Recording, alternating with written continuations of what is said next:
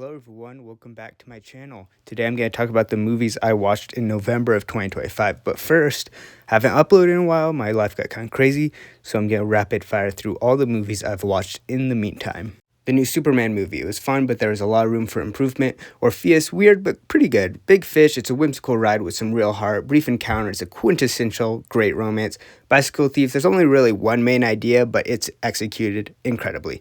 The Host, thematically, it's mostly about Korean cultural problems going on at the time. Hard for me to understand, but I still think I quite loved it. F1, it was much better than I thought it would be. Could be a bit shorter though. No Country for Old Men, everything I didn't know I wanted from this movie, but I don't know if the themes quite hit for me. The Testament of Dr. Mabuse, there was more going on than I thought there should be, but still great thriller. The Great Escape, for how long it is, it really kept my attention much better than I thought it would, except for maybe the end, I kind of was losing interest. Dog Day Afternoon, I would never expect 90% of what happens in this movie. It's pretty insane. I had a good time though. Edward Scissorhands, I love the classic Tim Burton weirdness and whimsy, and it hit me so much more than I thought it would in my emotions. A Woman Under the Influence is just a hard watch. It's just one of those movies that makes you feel like you are watching something you should not be because it feels like an invasion of someone's personal life. Misery, very classic, very basic, but still quite exciting. Train to Busan, this is a zombie movie where the zombies really only exist to tell an incredible emotional story. Now let's actually talk about the movies I watched this month. I started off by watching all of War and Peace. I really delayed watching this, and I don't really know why. I feel like I kind of have this bias against historical dramas, even though I haven't really seen very many, but I just seem to think that I won't like them very much. But there's so much praise for this. Obviously, that it's going to be great, and it was. I don't really know how to consolidate all my thoughts. It's very long. It's split up into 4 parts. So that obviously makes it easier to watch, but it is very good. I think my absolute favorite thing about it is the overall visuals. I mean, just the way the camera work is great. The sets, the costumes are really good. It's hard to really nail down what makes sets and costumes great for something like this, where it's just like, oh, well, it's just stuff from the time. They just make it look like, historically accurate stuff. Isn't that all there is to it? But I don't know what it is. There's something there that I think makes it truly great. I don't think I'm really the best person to dissect that. But yeah, the camera work though is great, and it's so diverse. They use it in so many unique ways just to really get you to feel exactly what you're supposed to. The colors are great. It's an absolutely beautiful film, really. The entire thing. It uses visual storytelling really, really well all throughout. It was a great watch. I do think the second part was a bit slow. I think most people do agree on it. And I don't know if I kept up as well as I probably should have. I did find myself getting confused at times, but I can't really fault the movie for that. There's a chance I may come back and rewatch this, but it's so long that I don't know if I will. But if I do, I think I might enjoy it more. I then watched Zodiac, just a great crime thriller. Does a great job at keeping you intrigued and invested throughout the whole thing. I'm really impressed at how well they did sort of keeping someone who knows nothing about, any of this sort of stuff, investigations and detective work and just everything that goes into this sort of thing, because it's a very complicated thing, but they still keep you involved and sort of help you to understand the processes of everything and how everything works and sort of why the characters choose to make certain choices in the case. I think it just does a great job at that. The movie is overall great, but I do think I felt kind of exhausted by the end, and the pacing was kind of all over the place, and that's not too surprising. I think a lot of movies based off real life events sometimes have pacing problems just because you need to try to string a story out of something that doesn't inherently has a story. It's just real life events, and obviously they don't want to change anything too much to make it inaccurate. I do know this movie isn't completely accurate to real life, which does make sense, but it is still great storytelling and a great work of fiction all throughout. I also watched Days of Being Wild, a Wong Kar-wai film, and I don't really know what to make of this film too much. There's a lot that goes on in this, and it's a kind of a strange movie in a way. It's hard to explain because I think the pacing is often slow and methodical, which I think a lot of Wong Kar-wai stuff is. Really takes its time to let the scenes breathe. But then stuff will just happen. Like, we'll have a really long scene, and it's good. It's good to sort of let that breathe and have that space. And then we'll just jump to something, and then something will happen. And then it's like, okay, we're doing this now. And so, I don't know. It was a strange experience. I've been kind of back and forth on Wong Kar-wai. I've only seen 2 of his other films, but I loved In the Mood for Love, didn't really care for Chungking Express. And this one kind of lands in the middle. I thought it was good. I thought there was some pretty good, visuals and stuff. I think often his films have great lighting and overall visuals. And so that was good, but I wasn't really too invested in anything that was going on with the characters too much. But it was still, overall, I think by the end, I was mostly satisfied. It's not a movie that I will probably think about a whole lot. It was just kind of, that one was kind of weird, but yeah, I guess I enjoyed it. I watched Dr. Jekyll and Mr. Hyde. I'm specifically talking about the 1931 version. This was a fun time. I don't know, I guess I was expecting more. It's kind of hard to say exactly.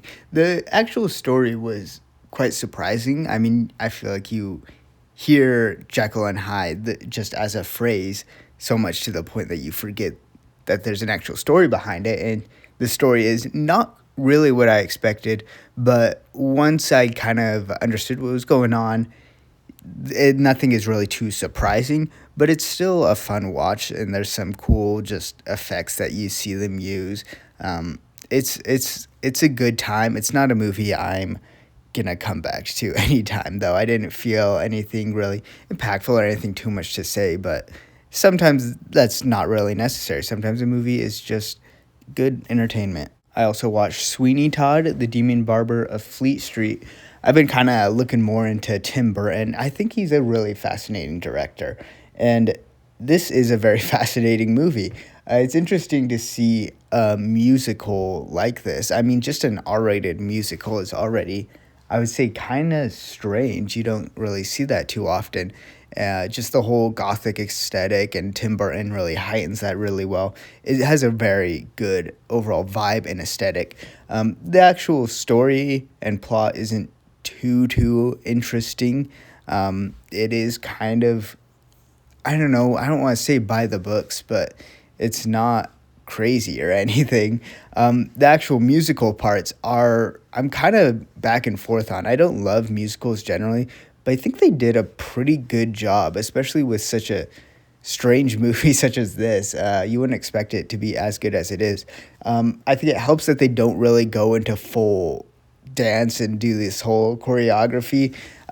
It really is when the characters sing, just the characters just expressing what they're thinking, which I think does kind of work. It would be kind of off-putting if they started jumping up on tables and doing a little jig everywhere. I don't know. It works, and I think it's pretty good. I watched the original 1954 Godzilla. This is just such a classic movie that has had so much influence and is huge and massive in terms of what it's become today. That is kind of interesting to go back and look at where it all started. It's a really, really solid movie. You can really see why this had such an impact, because it's something that people hadn't really seen before.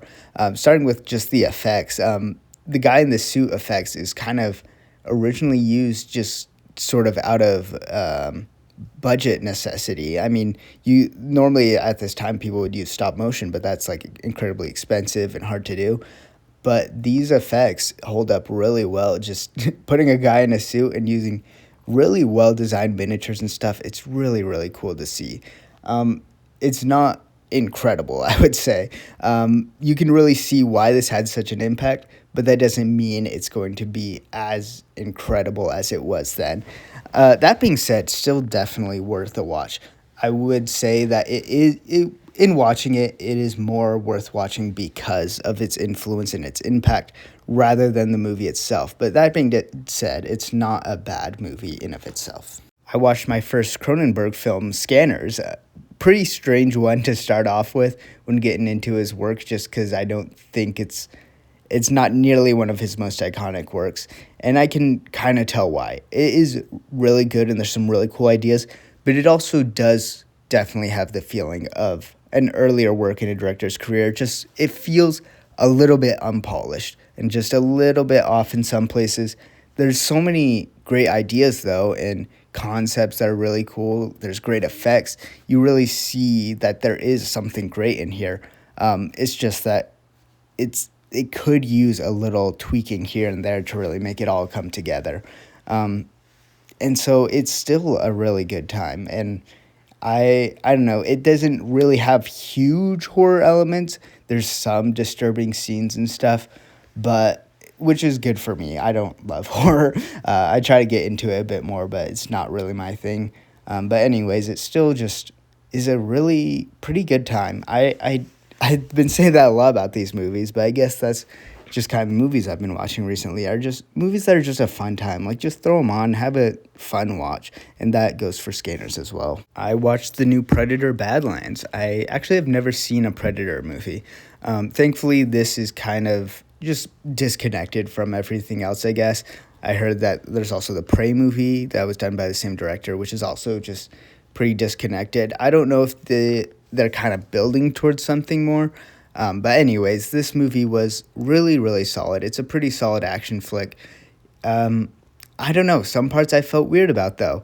It does have that kind of quippy humor, just in specifically one specific character that it feels a little bit off-putting. But I think that is also just because how the movie starts is very, very serious and dramatic, and then as you go into the story and this character is introduced, they bring in a lot of humor and stuff, and so I think I was kind of thrown off by that, but I don't think it's terrible in its own right. I think I would have preferred if they stuck with a more serious tone. I think maybe I just would have liked that more. I didn't find myself really finding the humor great, but it also wasn't too intrusive. I think in a lot of movies, the humor really gets in the way, and the dialogue is really corny, and I don't think it's too bad, but I felt a bit of a negative impact by it.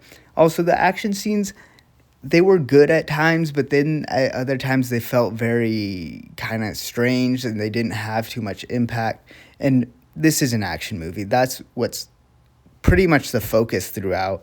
So for the action scenes to not be incredible is really unfortunate. But overall, this movie is just a fun, charming time. Like, I'm not going to be telling people to go to it, but like, if you feel like going to the movie theater and seeing a movie, this is not a bad option. And that's everything I watched this month. You can tell me your thoughts on these movies down in the comments, and I will see you guys next time.